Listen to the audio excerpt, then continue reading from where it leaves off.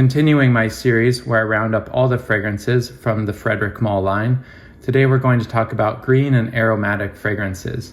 These categories are all my own. It's just a way to discuss several fragrances at once that I believe have similar characteristics in terms of genre. Now, I suppose some people's minds work very literally. I've seen the question, what is aromatic? Isn't everything with a smell aromatic? It has an aroma. Of course, that's true, but aromatic has a very particular meaning within fragrance. Think of it like in cooking, where the aromatics are kind of the herbs, the spices, the things that really have a really punchy characteristic to them. Reading here from Google, typically fresh, green, slightly spicy, often evoking a sense of nature and the outdoors, or all the fresh herbs that go into a composition. So that's what aromatic means. To me, aromatic has a very particular feeling on the nose, something like bracing. The way that citrus can really wake up your senses, aromatic does that as well, but using more herbal and natural smelling notes and not citrus notes. So the first one we'll discuss today is going to be probably the most very obviously aromatic, Geranium pour Monsieur. This one supposedly was inspired by, I believe it was a mouthwash, I should have looked this up before, that Frederic Malle's father used, and he wanted to recreate that smell in a fragrance.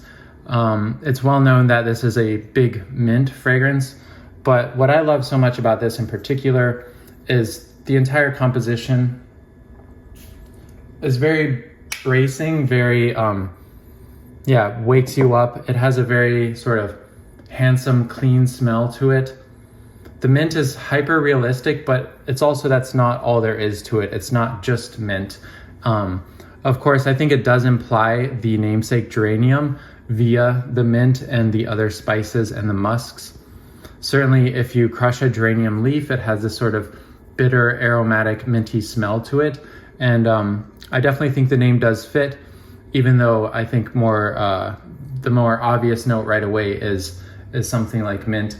I've pulled up the house descriptions here just because last time I did this and I found it interesting revisiting this because I don't think I've ever looked at these. So it lists mint, geranium, musk, sandalwood, and then it says artistic flamboyance. This is by Dominique Ropion. It says, like the eccentric Englishman in a blue velvet jacket, pink striped shirt, and cashmere print pocket square, this perfume is an extravagant unraveling of colors and textures. A cool whiff of mint and anise seed imbued with Chinese geranium spills over into nuances of clove, sandalwood, benzoin, and frankincense. So that's really interesting. I wouldn't necessarily have the image of a dandy in that sense, although I can see it. I see more of like a clean cut, in a suit kind of man. But I really like this. I don't tend to like office type scents, and I think it's so natural that it doesn't fully go there, or at least it's not like a boring office worker. So I suppose the man they describe is a little more character to that with the paisley and the striped shirt. But what's really nice about this, as often is the case with Ropion, I feel like he's really a master of musks, and there's a really pleasant kind of musky, herbaceous, spicy dry down to this that goes on for quite a while. So it's a very good summer scent, but it doesn't disappear super quickly as some other minty fragrances might. And Ropion is also, I think, really a master at something that I imagine is incredibly difficult to do, which is seamless transitions and extension of the top through the base. I think often a mark of a poorly done fragrance is a really impressive opening that very quickly dries down to something boring, and there's no transition from that opening kind of impressive smell into the base. But here I find that the mintiness sticks around and just seamlessly, little by little, transitions into this warmer, musky, spicy base. I definitely do get the anise seed. Yeah, there's definitely something reminiscent of anise and herbs. Really a perfect summer scent, but also because of the warmth of the base, I think could be any season, transitional weather, but really performs nicely in the heat and in the humidity when you want something to really pick you up. Fantastic scent, iconic scent from the line. And let's see, I think one that's somewhat related to that here is Angelique Sous Pluie. This one by Jean-Claude Elena. This is why I like comparing genre to genre, because the treatment couldn't be more different, yet I think the genre is the same. Ooh, yeah. So instantly what I get is like pepper floating on water. So you get this cool mineral, watery smell that Jean-Claude does so well. But as always, he enlivens this with lots of aromatic and spices. Angelica has quite a peppery characteristic to it. So yeah, I get this green, peppery, crushed leaves smell, but it's so airy and it's so light and it's so mineral, and I get the real sense of like cool water. This one is maybe the lightest fragrance in the entire line, at least to me. I remember sampling it several times and thinking it just disappeared instantly. But I noticed that when you get more intimately familiar with fragrances, when you have a bottle at home, you can smell it better sometimes in the context of a store. There's too much noise around and you lose a fragrance that you're testing. So it lasts decently long. I would say it's more or less like a cologne if you want an Angelique cologne, but that little bit of spiciness, airy woodiness does stick around for many, many hours. I can still get little wafts of it after an entire day, but it's definitely not a super present perfume.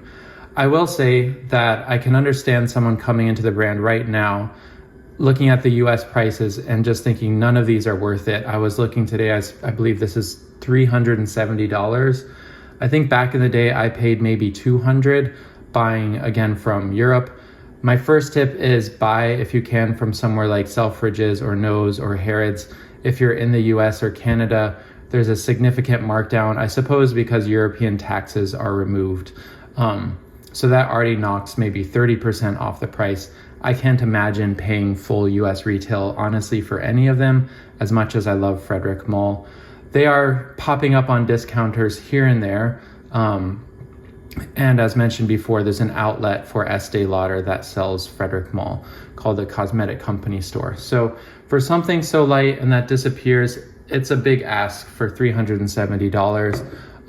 But fully as a composition, it's gorgeous. It's very representative of what Jean-Claude Ellena does best, his airy, aromatic smell. And it's just so natural.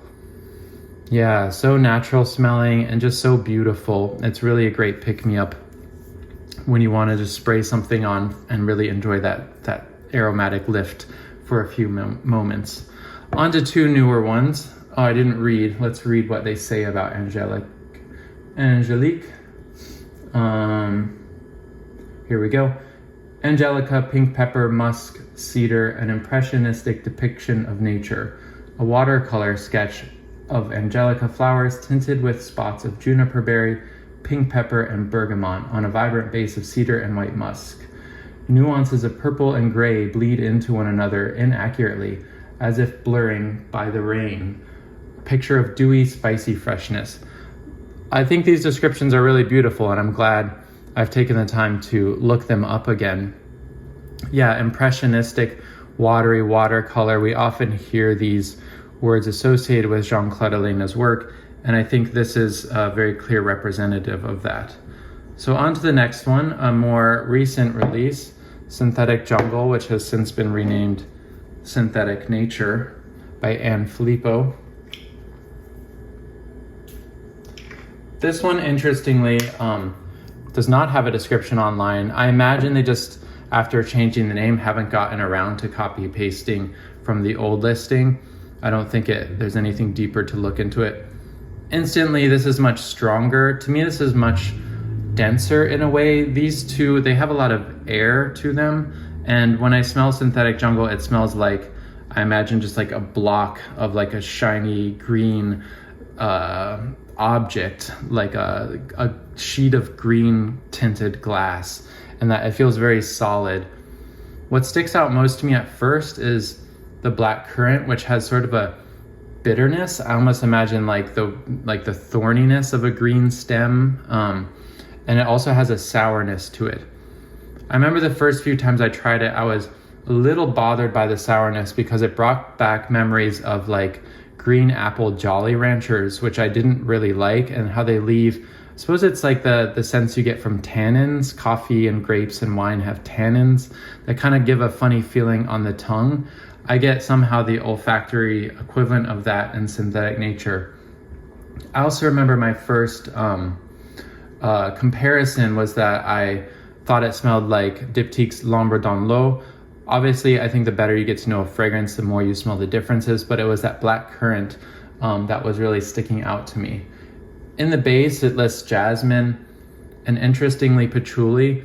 And I've always said, I think even back in my review of this, that I do detect the patchouli. It's nothing obvious, but if you've smelled patchouli used in the base of things like Vuitton's Orage or other things where it's like just this very light bed of like earth at the bottom.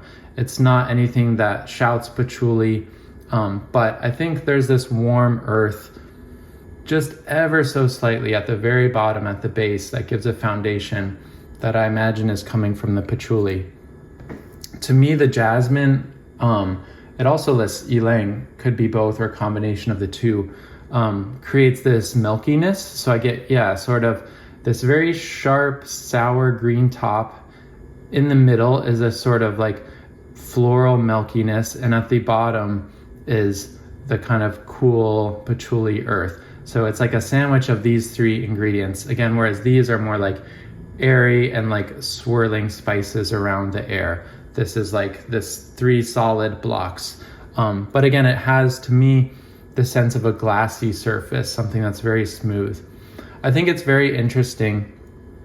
I actually wasn't a huge fan of the smell for a while, and then I had one experience which I wore it on just a very humid day, and that sharpness was so nice in the way it kind of cut through, and I really enjoyed it then. So as you can see, I haven't worn a ton of this, so to me it's still an occasional wear, but I think it's really interesting and really unique among the line, and unique take on green in general.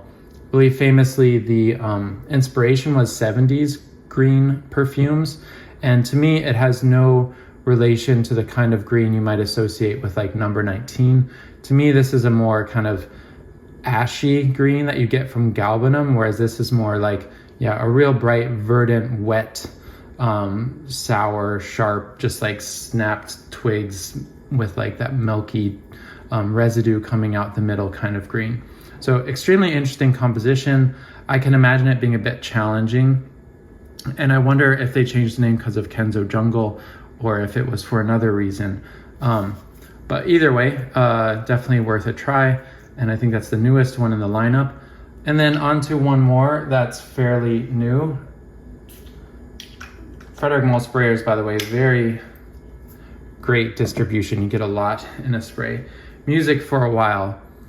Another one that I think falls into the really unique and kind of daring composition, but really shows what Frederic Malle does best.